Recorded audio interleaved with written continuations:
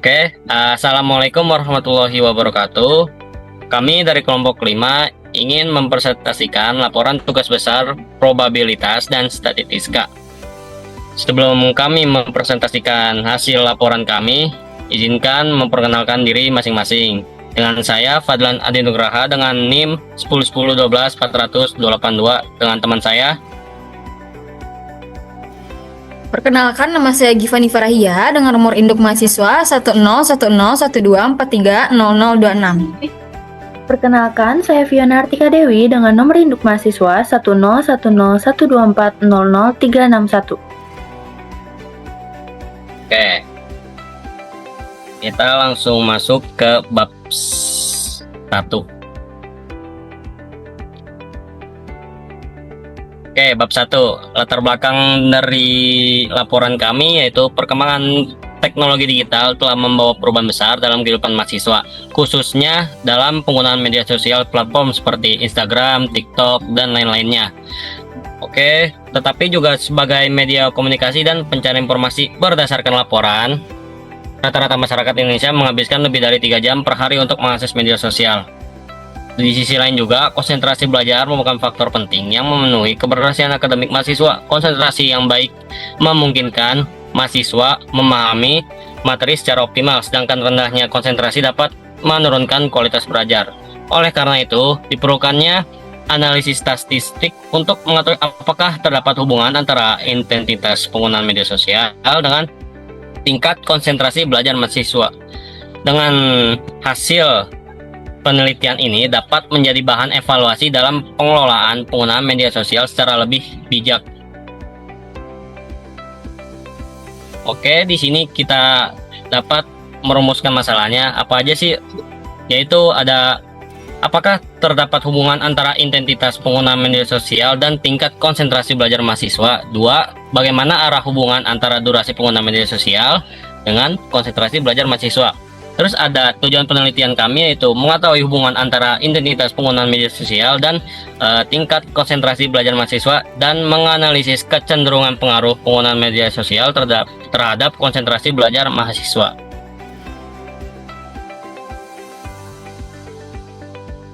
Oke, selanjutnya ada bab 2 yaitu dengan landasan teori 2.1 itu ada media sosial. Media sosial merupakan platform berbasis internet yang memungkinkan penggunaan untuk berinteraksi. Penggunaan media sosial berlebihan dapat menimbulkan dampak negatif terhadap diri kita sendiri, yaitu seperti kecanduan digital dan penurunan fokus kognitif. Intensitas penggunaan media sosial dalam penelitian ini diukur berdasarkan durasi waktu penggunaan per hari.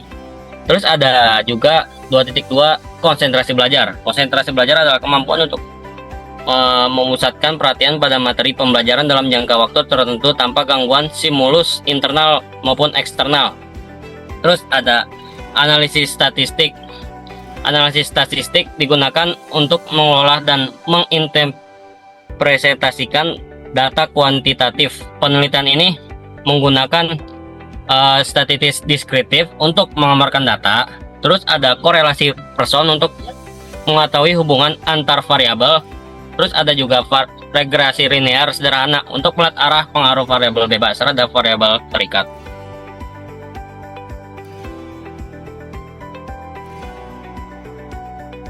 Oke, selanjutnya ada bab 3 yaitu metodologi penelitian. Yang pertama, kita membahas tentang jenis dan sumber data. Apa aja sih jenis dan sumber data yang kita gunakan pada penelitian ini? Yaitu jenis data yang digunakan adalah data sekunder berupa data simulasi akademik yang disusun berdasarkan pola data dari penelitian terdahulu. Adapun sumber data rujukannya adalah yang pertama, Rosen et al. Pada tahun 2013 yaitu penelitian tentang distraksi teknologi dan akademik. Yang kedua, Kus dan Griffiths pada tahun 2017 yaitu penelitian penggunaan media sosial. Yang ketiga, Data Reportal Indonesia pada tahun 2024 yaitu statistik penggunaan media sosial di Indonesia. Selanjutnya ada variabel penelitian. Pertama, kita menggunakan variabel bebas yang ditandai dengan X, yaitu intensitas penggunaan media sosial yang dihitung jam per hari. Yang kedua, ada variabel terikat yang ditandai dengan Y, yaitu tingkat konsentrasi belajar mahasiswa dihitung dari skor 0 sampai 100. Selanjutnya ada metode analisis. Metode analisis data dianalisis menggunakan yang pertama ada statistik deskriptif, yang kedua kita menggunakan korelasi Pearson, dan yang ketiga kita menggunakan regresi linear sederhana.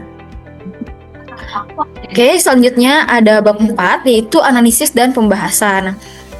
Di sini kita menyajikan sebuah data, yaitu data intensitas penggunaan media sosial dan skor konsentrasi belajar.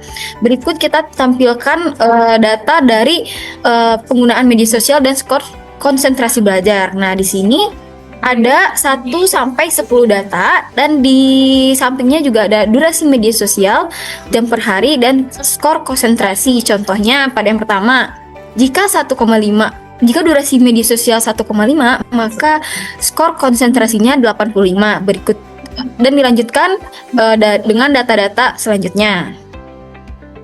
Nah, dari data di atas kita dapat menganalisis hasil analisis statistik. Hasil perhitungan korelasi Pearson menunjukkan nilai koefisien korelasi bernilai negatif yang menandakan adanya hubungan berlawanan arah antara intensitas penggunaan media sosial dan tingkat konsentrasi belajar mahasiswa. Mungkin nanti hasilnya bakal dijelaskan oleh rumus-rumus yang akan dibahas pada pembahasan selanjutnya. Oke, baik, dilanjut dengan saya, yaitu pada 4.3, yaitu pembahasan, yang dimana hasil analisis menunjukkan bahwa semakin lama mahasiswa menggunakan media sosial, maka tingkat konsentrasi belajarnya cenderung menurun. Hal ini dapat disebabkan oleh meningkatnya distraksi yang muncul akibat notifikasi, kebiasaan berpindah perhatian atau multitasking, serta penggunaan media sosial saat waktu belajar. Temuan ini sejalan dengan penelitian Rosen et al. Pada tahun 2013 yang menyatakan bahwa distraksi digital dapat mengganggu proses kognitif dan menurunkan fokus mahasiswa, lebih sulit mempertahankan perhatiannya secara berkelanjutan, sehingga berdampak pada penurunan konsentrasi belajar. Oleh karena itu, hasil penelitian ini memperkuat dugaan bahwa penggunaan media sosial yang tidak terkontrol dapat memberikan dampak negatif terhadap konsentrasi belajar mahasiswa.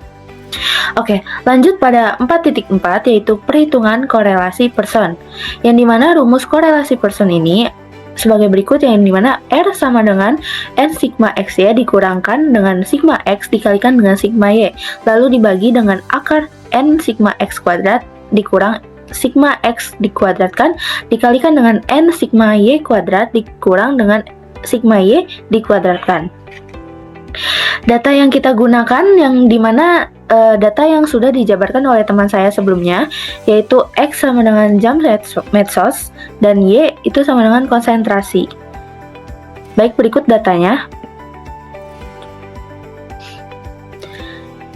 Lalu di sini ada tabel perhitungan yang dimana kita menghasilkan ada X kuadrat, Y kuadrat, dan XY sebagai berikut.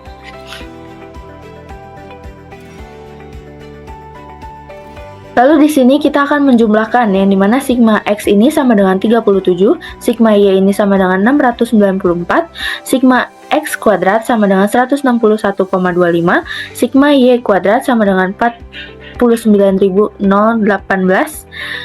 sigma XY sama dengan 2462,5, N-nya sama dengan 10. Lalu kita substitusikan ke rumus pembilang N sigma XY dikurangkan sigma X dikalikan sigma Y. Hasilnya negatif 1053. Lalu di sini ada penyebut, yang dimana akar tadi di 10 dikalikan 161,25 dikurangkan 37 kuadrat dikalikan dengan 10 dikali 49.018 dikurang 694 kuadrat, yang dimana hasilnya ini 200, yang dimana sebelumnya hasilnya ini 1442.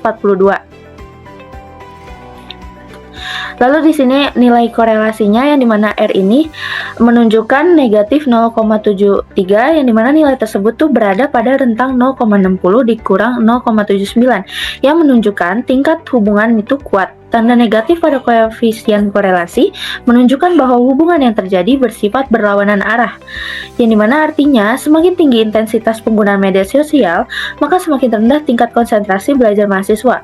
Sebaliknya, semakin rendah durasi penggunaan media sosial, maka konsentrasi belajar mahasiswa cenderung lebih tinggi. Oke, di sini lanjut 4.5 yang dimana analisis regresi linear sederhana, yang dimana untuk menentukan koefisien regresi itu menggunakan rumus B sama dengan N sigma XI dikalikan YI dikalikan sigma XI dikalikan sigma YI, yang dimana dibagi juga dengan N sigma XI kuadrat dikurang sigma XI dikuadratkan. Lalu kita bisa mensubstitusikan data-data sebelumnya. Oke, di sini dihasilkan 1,6640 untuk koefisien regresi linear sederhana ini. Konstanta. Oke, lanjut di mana menentukan konstanta ini kita memerlukan rumus A sama dengan Y bar dikurang BX bar, atau bisa juga menggunakan A sama dengan sigma Y dibagi N dikurang B dikalikan sigma X dibagi dengan N. Lalu kita substitusikan dan mendapatkan hasil 28,2982. Nah, lalu model persamaan regresi linear yang kita dapatkan yaitu YI sama dengan 28,2982 ditambah 1,664 XI ditambah EI. Oke, jadi berdasarkan hasil perhitungan regresi linear sederhana, diperoleh suatu model persamaan regresi yang tadi yang menggambarkan hubungan antara intensitas penggunaan media sosial dan tingkat konsentrasi belajar mahasiswa. Model regresi tersebut menunjukkan bahwa koefisien regresi bernilai negatif. Lalu di sini ada bab 5 yang dimana kesimpulan dan saran. Pada titik 5.1 kesimpulan, berdasarkan hasil analisis statistik dapat disimpulkan bahwa pertama, terdapat hubungan negatif antara intensitas pengguna media sosial dan tingkat konsentrasi belajar mahasiswa. Lalu yang kedua, peningkatan durasi penggunaan media sosial cenderung menurunkan konsentrasi belajar mahasiswa.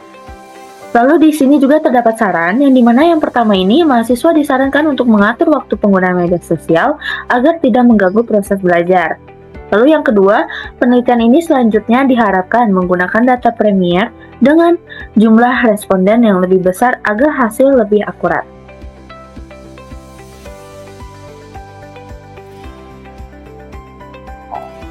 Lalu di sini daftar pustaka yang kita gunakan bisa dilihat.